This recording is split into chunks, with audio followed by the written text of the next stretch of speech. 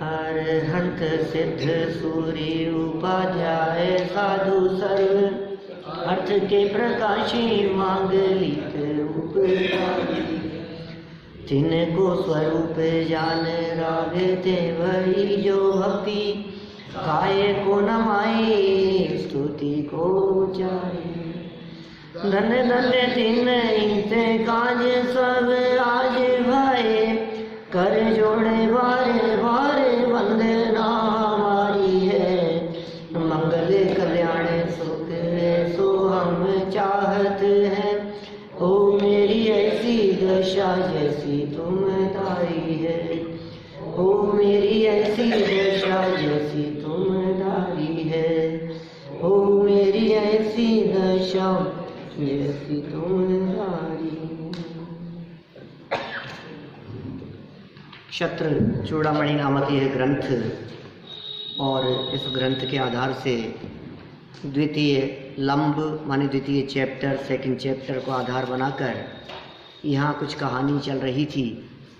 मैं यदि उस चलती हुई कहानी को संक्षेप में बतलाऊं तो मैं ये कह सकता हूँ जीवनधर कुमार की कहानी है बेटा। इसमें जीवनधर कुमार याद रहेगा नाम। सो जीवनधर कुमार जन्म के बाद उनको शिक्षा देने लगे गुरु आर्यनंदी। शिक्षा देते हुए जब शिक्षा पूरी हो गई तो अचानक बैठे बैठे बातें कर रहे थे और एकदम यह विचार आया कि कुछ इनसे कहें। तो उसने जीवनधर कुमार को कहना शुरू किया। गुरु ने आ जाओ क्या कहा कि चलो मैं तुम्हें एक कहानी सुनाता हूँ। एक कहानी सुनाना शुरू किया।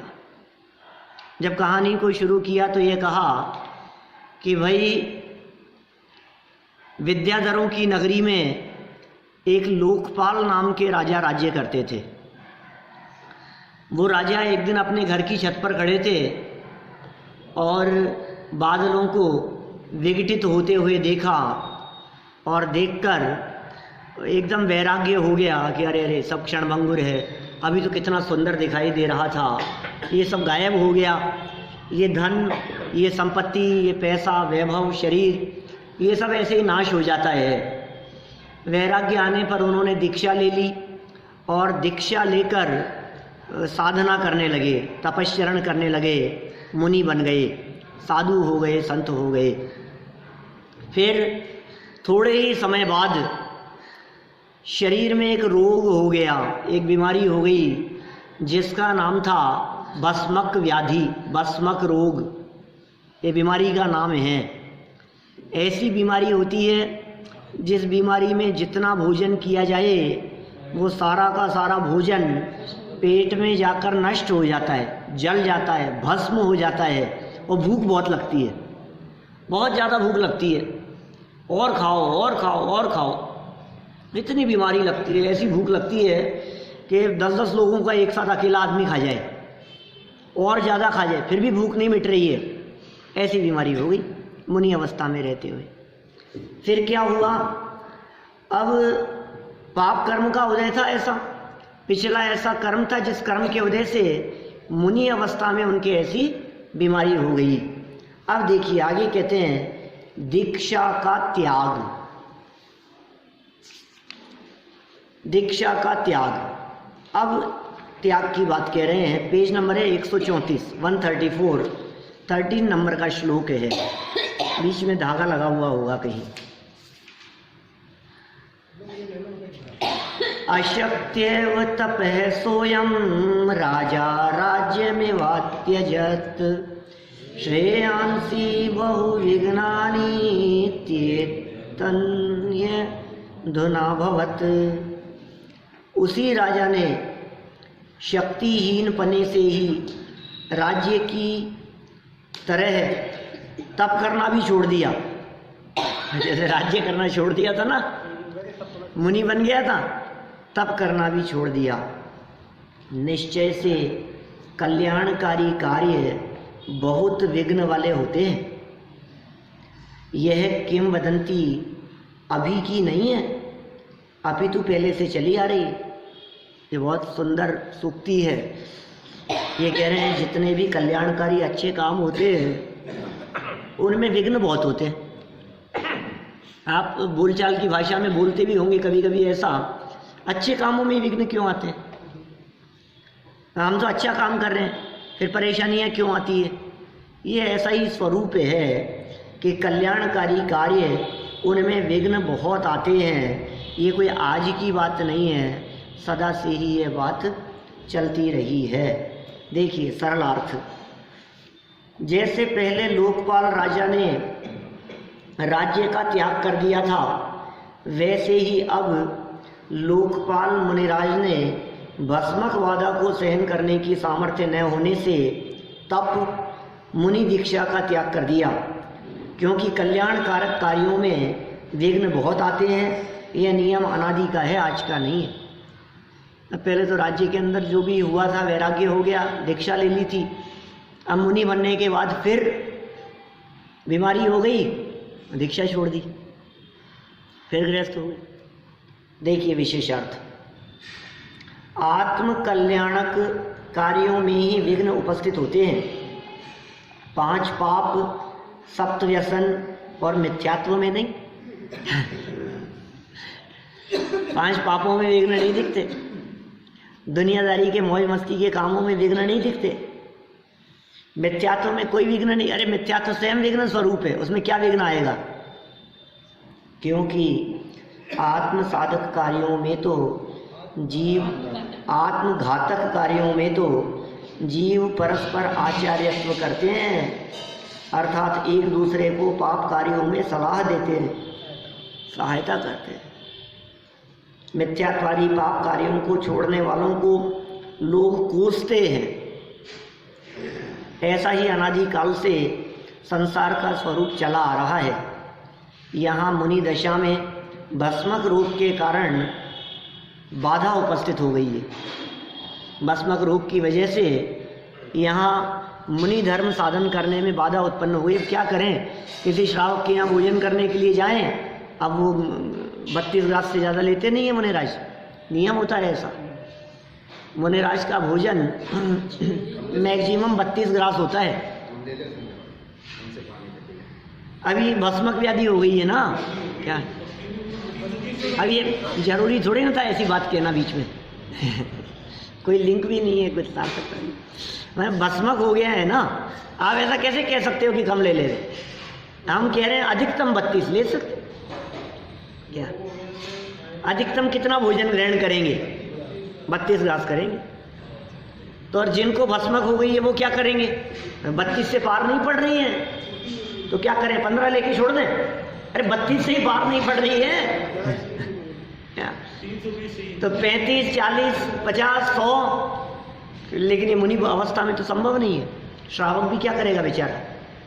निभ नहीं रही है स्थिति। तो मुनि दीक्षा से पतित लोकपाल की दशा देखिए आगे। तप साक्षादित स्थिष्ट राज्यारी पातकी गुलमेनांतरहितो गृह्णन् विष्कराणिव नाफल है। और आगे 2 श्लोक एक साथ जोड़ दिए इसमें। अवर्तिष्ठ यथेष्टं स पाखंडित तपसा पुनः चित्रं जैनी तपस्या ही स्वैराचार विरोधिनी। इसके पश्चात वह स्वेच्छाचारी पापी पुरुष झाड़ियों में छिपे हुए चिड़ियों को पकड़ने वाले व्याघ्र के सदृश झूठे तप को आच्छादित होते हुए, अर्थात तप के बहाने से पाखंड तप के द्वारा इच्छानुसार इधर उधर घूमने लगा। ओ ये क्या हो गया? पापी क्यों बोले? ऐसा काम करें तो पापी नहीं है? देखो आप, ये देखो कौन कह रहे हैं? अपन थोड़ी ना कह रहे हैं ये बात तो वादीप सिंह सूरी कह रहे हैं। पापी वो कह रहे हैं पापी, ये कह रहे हैं यहाँ पापी पुरुषों के समान। क्या कह रहे हैं? इसके पश्चात वह क्या हो गया? इच्छानुसार इधर उधर घूमने लगा। ये वाक्य है पूरा। इसके पश्चात वह कौन, राजा लोकपाल मुनि अवस्था में तप के बहाने इच्छानुसार इधर उधर घूमने लगा। किसके समान, स्वेच्छाचारी पापी पुरुषों के समान, ऐसे पापी लोगों की जैसे जो पापी लोग झाड़ियों में छिपकर चिड़ियों को पकड़ने के लिए काम करते हैं, या चिड़ियों को पकड़ने वाले व्याघ्र के समान। व्याघ्र होते हैं, व्याघ्र मतलब बाघ है, व्याघ्र बाघ अलग अलग है, भेड़िए टाइप, जो भी इस तरह के जंगली जानवर हों, झाड़ियों के पीछे छिपे रहते हैं, और चिड़ियाँ पक्षी हिरण ऐसे कोई आए तो उनको छिप करके खा जाते हैं, पकड़ लेते हैं, मारते हैं। तो जिस तरह से ये व्याघ्र आदि पशु ऐसा काम करते हैं, उसी तरह से तप से छिपे हुए, वो झाड़ियों में छिपे हुए होते हैं, ये तप से छिपे हुए, और तप के बहाने पाखंड तप के द्वारा इच्छानुसार इधर उधर घूमने लगा। कौन कौन घूमने लगा, आर्यव नहीं,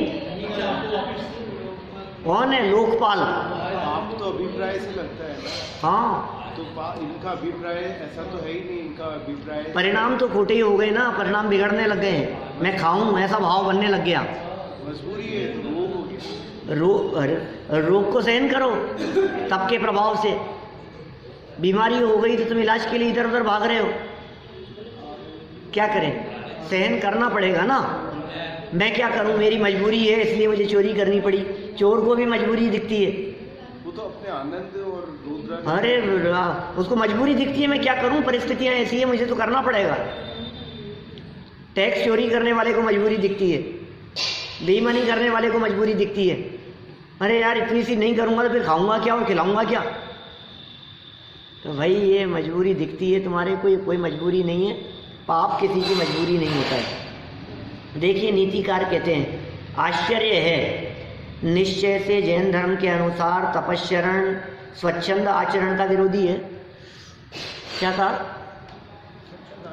निश्चय से जैन धर्म के अनुसार तपश्चरण जो तप होता है वो स्वच्छंद आचरण का विरोधी है। अतः मुनि के वेश में तो लोकपाल स्वेच्छाचार में प्रवृत्त हो नहीं सकता था, इसलिए मुनि पद छोड़ करके कर रहा है ये सब काम, जंगल में ऐसा काम कर रहे हैं, लेकिन तपस्वी भी दिखा रहे हैं अपने आप को, दुनिया देख रही है तपस्वी, हार के लिए भी जाते हैं, फिर कुछ वहाँ चिप करके भी खा लेते हैं। क्या करें, मुनि तो हैं, अब वहाँ जाते हैं गृहस्थों के यहाँ, भोजन जितना ले पाते हैं, जितना दिखाने के लिए उतना तो ले लेते हैं, और फिर जंगल में आकर के फिर कंदमूल खाने लगे, इधर उधर से छिप करके खाने लगे, ऐसे ऐसे काम चल। कौन सुना रहा है कहानी, गुरु सुना रहा है ना, हाँ आर्य नंदी सुना रहे। देखो सरल अर्थ, जिस प्रकार कोई व्याघ्र झाड़ियों में छिपकर पक्षियों को पकड़ने और मारने का कार्य किया करता है, दूसरों को दिखाई नहीं देता, उसी प्रकार लोकपाल मुनि छिपे छिपे स्वेच्छाचार करने लगा। मिथ्या तप से आच्छादित होकर इच्छानुसार यत्र तत्र भटकने लगा। जैन जगत में दिगंबर मुनि धर्म में तो स्वेच्छाचार और ढकोसला किंचित मात्र भी सही नहीं है, अपने यहाँ बिल्कुल बर्दाश्त नहीं है ये चीज़ थोड़ा बहुत भी, क्योंकि जैन दीक्षा तपस्या तो स्वेच्छाचार की सदा विरोधक ही रही है। अतः उन्होंने रोग निवारण के लिए पाखंड वेश धारण कर लिया। विशेषार्थ जैसे अग्नि और पानी के स्वभाव में परस्पर विरोध है, वैसे ही जैन तपस्या और स्वेच्छाचार में विरोध है, दोनों में विरोध है। जैन तपस्या साधु अवस्था में स्वेच्छाचार का रहना संभव ही नहीं है। अतएव भस्मक रोग से ग्रसित लोकपाल मुनि ने जिन दीक्षा को तो त्याग कर दिया, और मिथ्या तप का आचरण करते हुए वह जीवन यापन करने लगा। मुनि अवस्था को तो छोड़ दिया, जैन मुनि अवस्था को, और खोटे तप तपते हुए जीवन यापन करने लगा। देखिए मैं थोड़ा सा इसको, हाँ मिथ्यात्वी हो ही गए ना। देखिए लोकपाल भिक्षुक का भ्रमण, हाँ अभी वेश तो है, छोड़ भी दिया, तपस्वियों का वेश धारण कर लिया, स्वेच्छाचारी हो गए, बाहरी वेशधारी तपस्वियों जैसे हो गए। देखिए मैं थोड़ा ज़्यादा पढ़ना चाहता हूँ जिससे कुछ कथा खुल के सामने आए। आर्य नंदी जी लोकपाल की कहानी जीवनधर कुमार को सुना रहे हैं। ठीक है ना, वे समझ लो आप कहानी कहाँ चल रही है, क्या हो रहा है। आर्य नंदी गुरु, अभी जो कहानी चल रही है उतनी ध्यान रखो, आगे पीछे दिमाग मत लगाओ। कौन क्या था और क्या हो गया अभी कुछ नहीं, अभी इतना पता है हमारे को, आर्य नंदी नाम के गुरु हैं, जीवनधर कुमार को शिक्षा दे रहे हैं, पढ़ा रहे हैं, पढ़ाते पढ़ाते अंत में एक कहानी सुना रहे हैं। और कहानी सुनाते हुए ये कहा कि वो लोकपाल नाम का राजा दीक्षा ले ली, भ्रष्ट हो गया, भस्मक रोग हो गया, और वो तपस्वियों के रूप में इधर उधर भटकने लगा। अब देखो लोकपाल भिक्षुक का भ्रमण, 16 नंबर। अथ भिक्षुर्मुमुक्षु सन् गन्धोत्कट गृहं गतः उपतापरुजोप्येष धार्मिकाणां विषक्तमः। क्या कह रहे हैं? तदनंतर भिक्षुक भूख से पीड़ित होते हुए गंधोत्कट सेठ के घर गया। क्या कह रहे? कौन गया? वो भिक्षुक, वो लोकपाल। कहाँ गया आर्य? कौन? जीवनधर के पिता गया। कौन गया? जीवनधर के, हाँ जीवनधर के धर्मपिता, जीवनधर के धर्मपिता गंधोत्कट के पास वो भिक्षुक लोकपाल वो चला गया। यह तापसी रोग से पीड़ित होते हुए भी धर्मात्मा पुरुषों का उत्तम वैद्य था। ज्ञान तो था ही ना, ज्ञान तो था ही, ज्ञान थोड़ी ना चला गया। चारित्र से भ्रष्ट हो गया, श्रद्धा चारित्र से भ्रष्ट हो गया, लेकिन नॉलेज तो थी, ज्ञान थोड़ी ना चला जाएगा। ज्ञान तो है, सरल अर्थ। भस्मक रोग से पीड़ित अपनी भूख मिटाने के लक्ष्य से एक दिन लोकपाल साधु वेश में ही सेठ गंधोत्कट के घर पहुंच गया। यह साधु रोग से पीड़ित होने पर भी धर्मात्मा पुरुषों को उत्तम वैद्य के समान है। विशेष अर्थ। वीतराग सर्वज्ञ कथित इस जैन धर्म में वस्तु स्वातंत्र्य का उद्घोष है। एक ही जीव द्रव्य के प्रत्येक गुण का कार्य परिणमन अतिशय अद्भुत पद्धति से भिन्न भिन्न और स्वतंत्र बताया है, क्योंकि वस्तु का स्वरूप ऐसा ही कहा है, ऐसा ही है वस्तु का स्वरूप। हर वस्तु स्वतंत्र है, भिन्न भिन्न है। जैसे मनुष्य के शरीर में जीभ को जन्म से मरण पर्यंत रहती है जीभ तो, किंतु दांत तो जन्म से नहीं रहते। कुछ समय बाद पहले दूध के दांत निकलते हैं, पुनः नए दांत आते हैं, और फिर बाद में वो भी चले जाते हैं। जीभ कब से है मुंह में? जन्म से। और कब तक रहेगी? अंत तक। और दांत बाद में आते हैं, पहले जाते हैं? बाद में आते हैं, पहले जाते। जो जितने सॉफ्ट होते हैं वो लंबे काल तक टिके रहते हैं, और जिनमें कठोरता होती है वो जल्दी चले जाते हैं, देर से आकर के भी निपट जाते हैं वो। इसलिए कठोरता नहीं होनी चाहिए, सॉफ्टनेस होनी चाहिए, सरलता होनी चाहिए। समझ में आ रही है बात? जैसा जीभ और दांत का स्वभाव है, वैसा ही मोक्ष मार्ग में धर्म वीतरागता उत्पन्न होते ही श्रद्धा उनकी सम्यक दर्शन रूपी पर्याय सिद्ध समान शुद्ध निर्मल और पूर्ण हो जाती है। किंतु चारित्र गुण की पर्याय में निर्मलता और पूर्णता क्रम क्रम से आती है। ऐसा श्रद्धा और चारित्र गुण का स्वभाव है। श्रद्धा तो जीव हो गई और चारित्र दांत हो गई। देखो यहाँ दृष्टांत में श्रद्धा के लिए जीव और चारित्र के लिए दांत को समझना चाहिए। ठीक है। यहाँ लोकपाल ने मुनि पद का तो त्याग किया है, अतः सकल चारित्र तो रहा ही नहीं। तथापि श्रद्धा मुनि पद में जैसी निर्मल और पूर्ण थी, वैसी तापसी अवस्था में बनी रही। ये श्रद्धा बनी रही इसकी। अतः भिक्षुक भी धार्मिक लोगों के लिए वैद्य का काम करता है। चारित्र रहित होने पर भी सम्यक दर्शन के कारण जीव धार्मिक रहता है। यह भाव अभिप्राय आचार्य श्री ने इस श्लोक में समझाया है। माने मिथ्यात्वी नहीं हुए हैं अभी सम्यक दर्शन बना हुआ है, श्रद्धा से विचलित नहीं हुए हैं। देखो ये अष्टपाहुड़ का एक श्लोक है, एक गाथा है अष्टपाहुड़ में। वहाँ आचार्य कुंद स्वामी कहते हैं, सिज्जंती चरिए भट्टा दंसण भट्टा ने सिज्जंती। दंसण भट्टा भट्टा, दर्शन से जो भ्रष्ट हैं वो भ्रष्ट हैं। दंसण भट्टा भट्टा, दंसण भट्टा न सिज्जंती, सिज्जंती चरिए भट्टा दंसण भट्टा न सिज्जंती। क्या चारित्र से जो भ्रष्ट हो गए हैं लेकिन श्रद्धा से भ्रष्ट नहीं हुए हैं, वह एक न एक दिन वापस चारित्र अंगीकार करेंगे और पार हो जाएंगे। लेकिन जो श्रद्धा से ही भ्रष्ट हो गए, अब क्या होगा? बोले अब उनका पार होना, अब वो नहीं सीख सकते, वो नहीं पार हो सकते। देखिए ये बात यहाँ समझाई है कि ये चारित्र से तो भ्रष्ट हो गए हैं लेकिन श्रद्धा से भ्रष्ट नहीं हुए। धर्मात्मा और धर्मात्माओं के सहायक। धार्मिकाणां शरण्यं हि धार्मिका एव न परे, अहेर्न कुलवत्तेषां प्रकृत्यान्ये हि विद्विष। पूरा नीति का श्लोक है। निश्चय से धार्मिक पुरुषों के रक्षक धार्मिक पुरुष ही होते हैं, दूसरे नहीं। धर्मात्माओं की रक्षा धर्मात्मा ही करते हैं। कौन किसकी सहायता करे दुनिया में? धर्मात्मा ही धर्मात्माओं के सहायक दिखाई देते हैं। और दुर्जन पुरुष सर्प नेवले के सदृश स्वभाव से सज्जन पुरुषों के शत्रु होते हैं।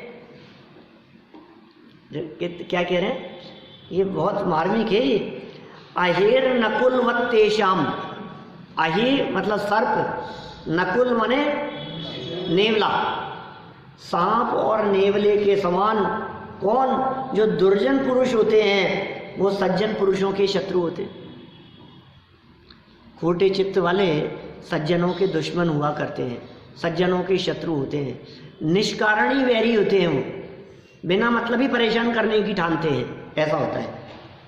सरल अर्थ, धर्मात्मा ही धर्मात्माओं के सहायक होते हैं। क्या? अधर्मात्मा जीव धर्मात्माओं के सहायक नहीं होते।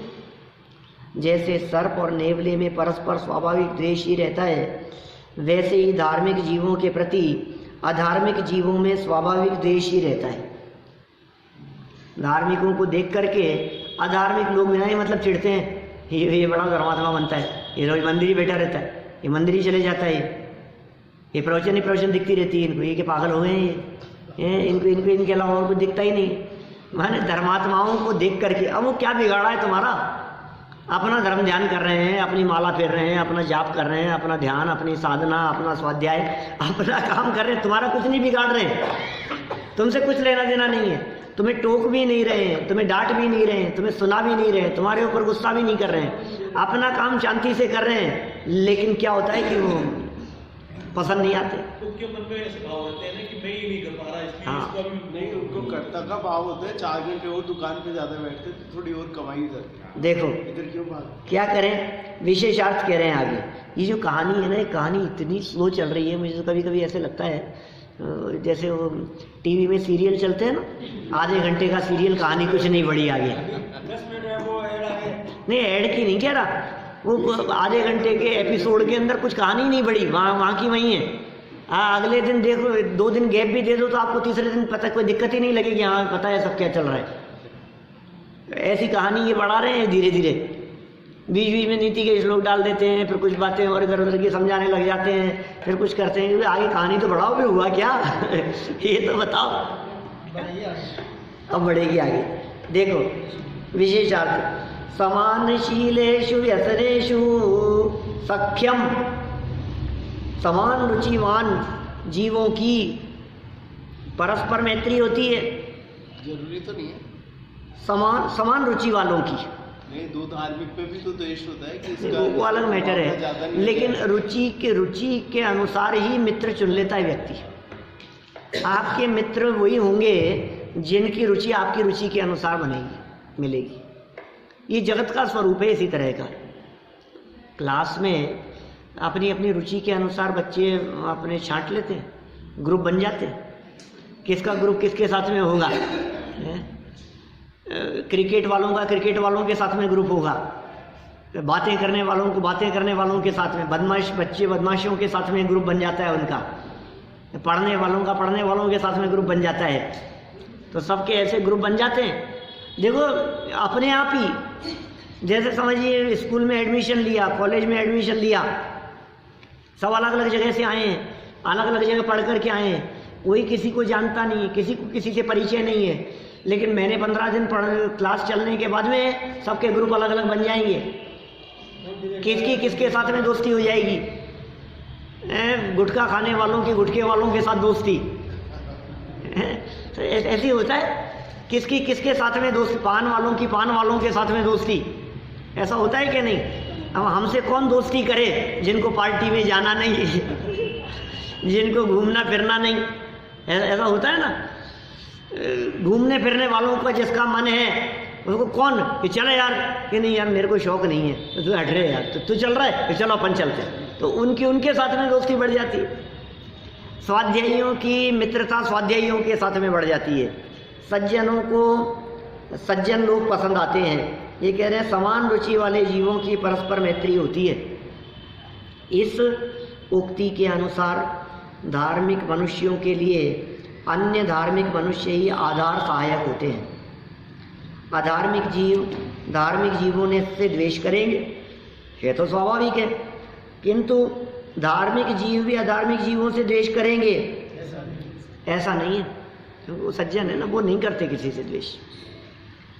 धर्मात्मा जीव तो किसी भी जीव से द्वेष नहीं करते।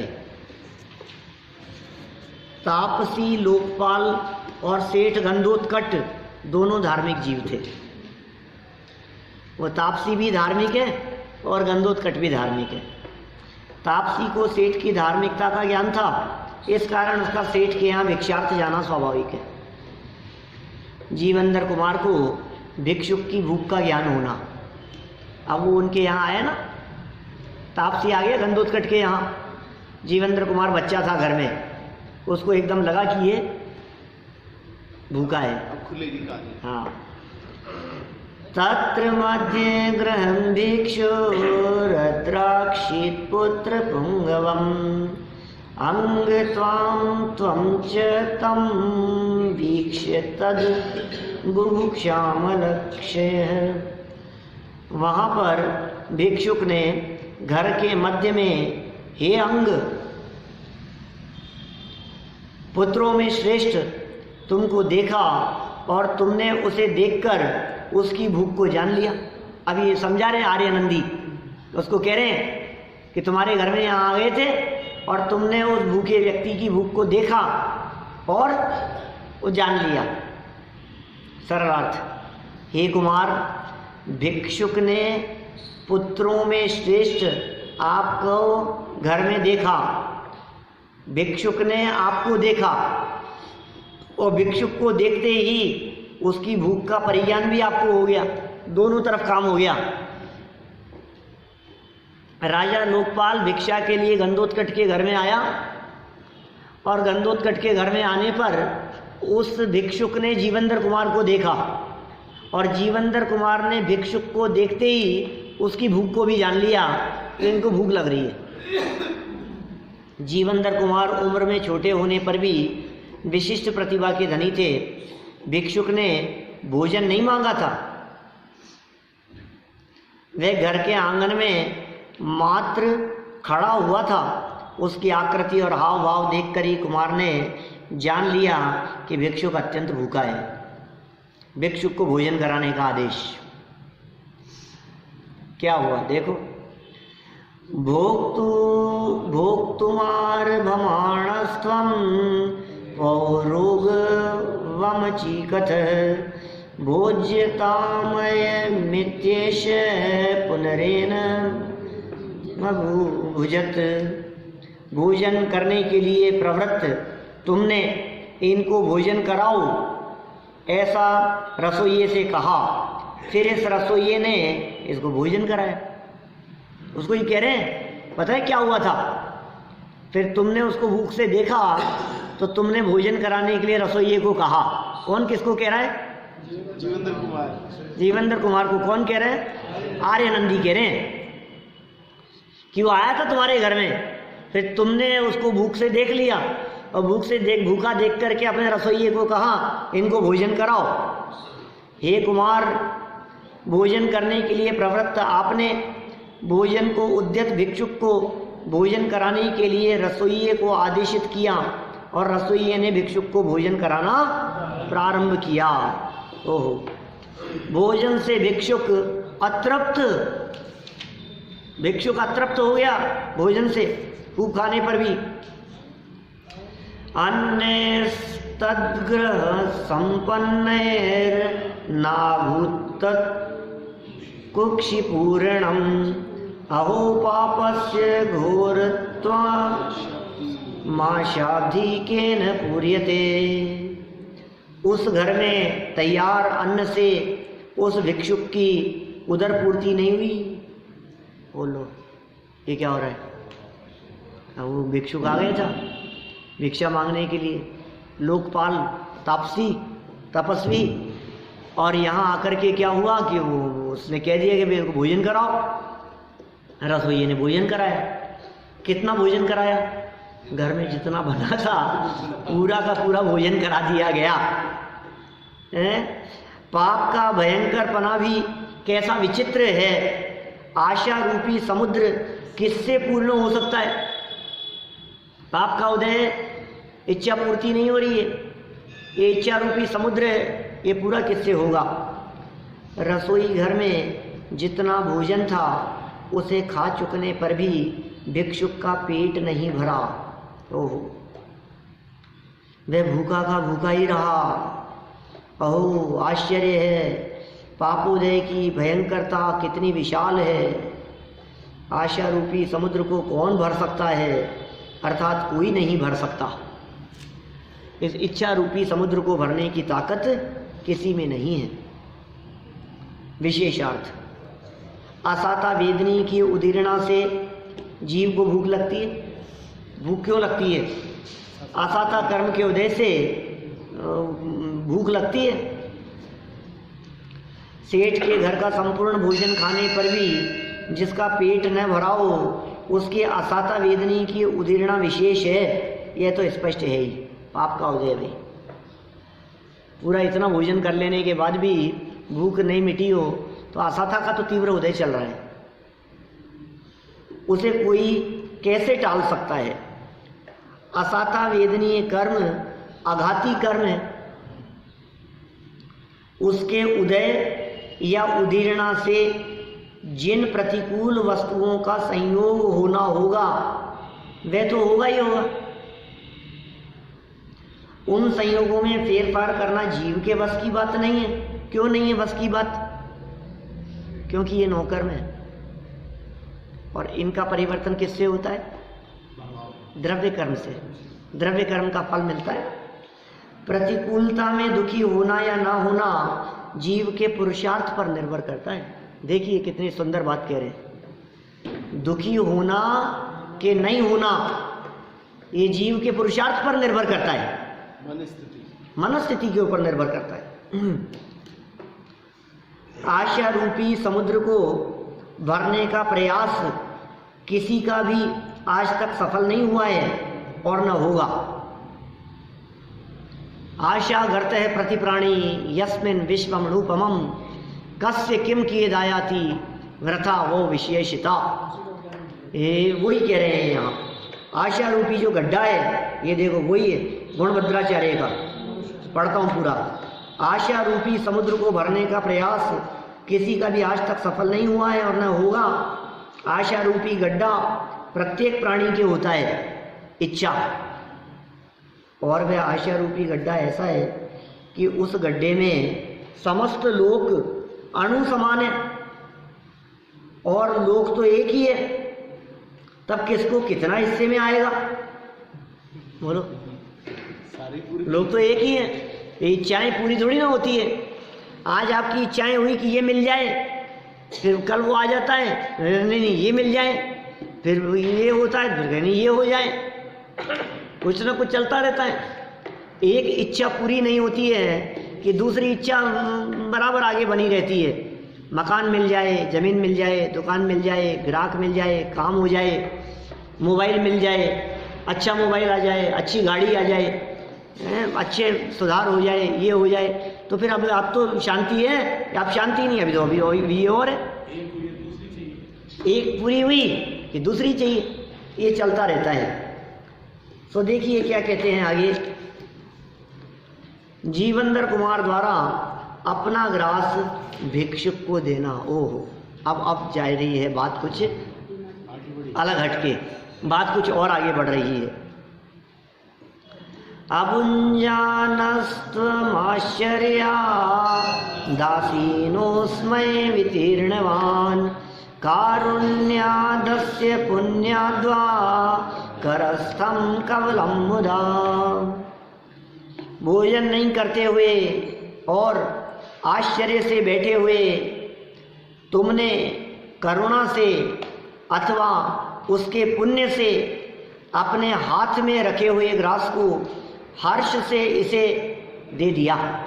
बोलो, कितनी सुंदर बात कह रहे हैं। माने देखो, जरूरतमंद की जरूरत देख करके अपनी चीज भी दे देना, ये शिक्षा दे रहे हैं। जीवंदर कुमार आदर्श है ना। हमारा काम कोई बात नहीं, जो भी होगा मैं नहीं खाऊंगा, इनको भूख लग रही है ना, पहले इनको दे दो। ऐसे परोपकार की वृत्ति होनी चाहिए। मैं तकलीफ पाकर के भी इनका भला होता है ना, ठीक है, ये खुश है ना, कोई बात नहीं, ये गरीब है ना, ठीक है, इसको ज़्यादा ज़रूरत है, जिसको ज़्यादा ज़रूरत है उसकी हेल्प होनी चाहिए, उसकी हेल्प की जानी चाहिए। देखिए, हर्ष से दे दिया, सरलार्थ। रसोई घर का समस्त भोजन खाने पर भी भिक्षुक की भूख न मिटने से आपको अत्यंत आश्चर्य हुआ। आप ये सब वहीं पास बैठे देख रहे थे, पता है क्या बेटा, आप वहीं देख रहे थे, भूल गए होंगे आप, पुरानी बात हो गई। आपके मन में दया उत्पन्न हुई और भिक्षुक के पुण्योदय से आपने अपने हाथ में रखा हुआ ग्रास भिक्षुक को अति आनंद पूर्वक दे दिया। उस बच्चे को उसकी पुरानी बात याद दिला रहे हैं। एक ग्रास से भूख शांत हो गई। ऐसा पुण्यशालियों के द्वारा किया गया कार्य है। एक ग्रास यदि पुण्यशालियों के हाथ से मिल गया तो समझ लीजिए काम हो गया। जीवंदर कुमार जैसे पुण्यशाली व्यक्ति किसी का सहयोग करें और उसका भला नहीं हो, ऐसा कैसे हो सकता है? पुण्यशाली लोग यदि किसी का भला करने की भावना भाते हैं तो भला हो ही जाता है। देखिए, वर्णिनो जठरम पूर्णम तदा स्वादन्नत क्षणात् आशाब्धिरिव नैराश्यादहो पुण्यस्य वैभवम्। क्या कह रहे हैं? जैसे निराश पने से आशा रूपी समुद्र पूर्ण हो जाता है, क्या आशा रूपी समुद्र पूर्ण हो जाता है, उसी तरह उस तपस्वी का उदर उसके स्वाद मात्र से क्षण मात्र में पूर्ण भर गया। शुभ कर्म के उदय से हाँ, अशुभ कर्म ऐसा निमित्त नैमित्तिक संबंध है साहब। पुण्यशालियों द्वारा किया गया कार्य, देखो पुण्यशालियों के संपर्क में आने पर अपने भी पाप, अपनी भी नैया पार लग जाती है। ज्ञानियों के सानिध्य में बैठकर, तपस्वियों के सानिध्य में बैठकर, मुनिराजों के सानिध्य में, साधना करने वालों के सानिध्य में बैठकर अपना भी भला हो जाता है। वो संस्कार मात्र से, वो माहौल मात्र से ये ऐसा सहज बनती है इस प्रकार की परिस्थितियाँ। जीवंदर कुमार मोक्षगामी जीव थे, जीवंदर कुमार मोक्ष जाने वाले थे, भाग्यशाली थे, कामदेव के जीव थे, पुरुषार्थी थे। इनके संपर्क में आने वाला एक भिक्षुक भी जिसके भस्मक रोग हो गया था, वो रोग भी ठीक हो गया। पुण्य की भी कैसी विचित्र सामर्थ्य है, ये पुण्य की सामर्थ्य है। आपके हाथ का ग्रास चखने मात्र से ही अत्यंत संतोष से आशा रूपी समुद्र भरने के समान उस भिक्षुक का पेट पूर्ण रूपेण भर गया। पुण्य का वैभव आश्चर्यजनक ही होता है, ये पुण्य का वैभव है। वास्तव में देखा जाए तो पाप पुण्य का परिणमन ही संसार है। संसार में पाप पुण्य का परिणमन चलता रहता है। संसार में पाप और पुण्य का खेल रात दिन चलता ही रहता है। पापोदय के समय घर का संपूर्ण अन्न खाने पर भी पेट नहीं भरता, और पुण्योदय आते ही छोटे बालक के हाथ का मात्र एक ग्रास चखने से ही संपूर्ण भूख मिट जाती है। पाप के उदय में कितना भी खा लो तृप्ति नहीं होगी, और पुण्य के उदय में एक ग्रास से ही तृप्ति हो जाती है। इस घटना से पाप पुण्य कार्यों का अतिशयता पूर्वक स्पष्टीकरण हो जाता है। बाह्य वस्तु तो निमित्त मात्र है, माने बाह्य वस्तु कुछ भी करने में समर्थ नहीं है। अभी तो कहानी चल रही है और आगे चल कर के इस बात को थोड़ा और आगे चल कर के खोलेंगे, कल इस विषय को और आगे बढ़ाएंगे। अभी की बात को हम यहीं विराम देना चाहते हैं। ये विचित्रताएं हमारे ख्याल में आनी चाहिए। पाप और पुण्य की विचित्रता है। जगत में बनने वाली परिस्थितियाँ पाप और पुण्य के उदय पर निर्भर करती हैं, लेकिन पुरुषार्थ पूर्वक हम अपनी मनस्थिति को कंट्रोल करने का प्रयास करें, ये बात यहाँ